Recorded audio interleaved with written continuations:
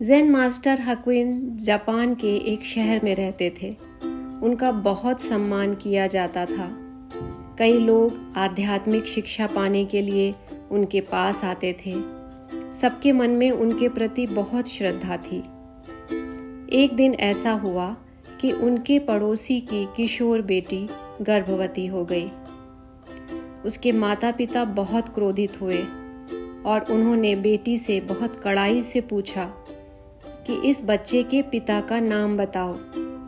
आखिरकार बेटी ने डरते हुए उन्हें बताया कि उसके होने वाले बच्चे के पिता वो ज़ेन मास्टर हाकुइन ही हैं।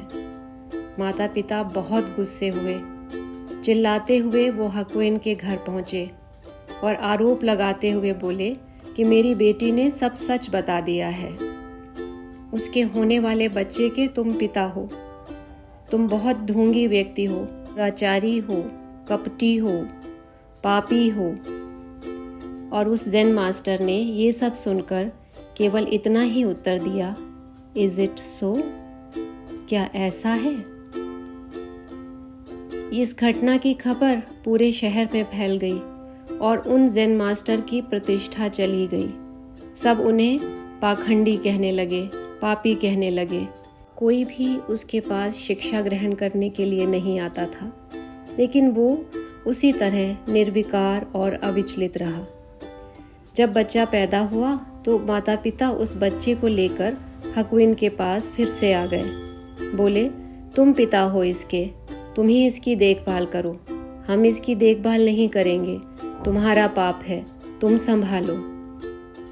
इस बार भी ज़ेन मास्टर ने बस इतना ही कहा, इज़ इट सो? क्या ऐसा है? और उस बच्चे को प्रेम से गोद में उठा लिया। वो उस बच्चे की प्यार से देखभाल करने लगे। 1 साल और बीत गया।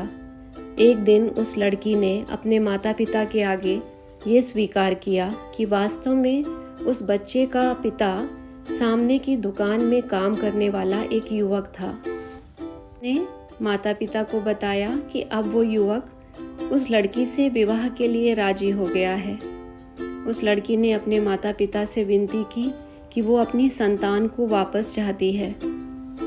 माता पिता बेचारे सकते में आ गए। उन्हें समझ नहीं आया कि वो करें तो क्या करें।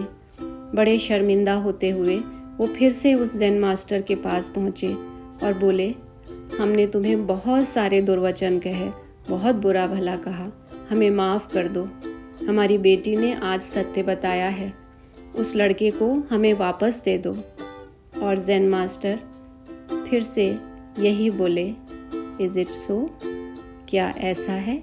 और मुस्कुराते हुए वो बच्चा फिर से उन्हीं के हाथों में सौंप दिया। The story of Hakuin gives us a message that through all the ups and downs of life, we should stay calm. As Shri Krishna says in Bhagavad Gita, Sukh dukhe same kritva labha labhau jaya jayau. Sukh ho ya dukh, लाभ हो या हानि, जय हो या पराजय, सब में समभाव रखो। Treat happiness and sorrow, loss and gain, victory and defeat alike. ऐसे ही व्यक्ति को भागवत गीता में स्थित प्रज्ञ कहा गया, one of steady wisdom.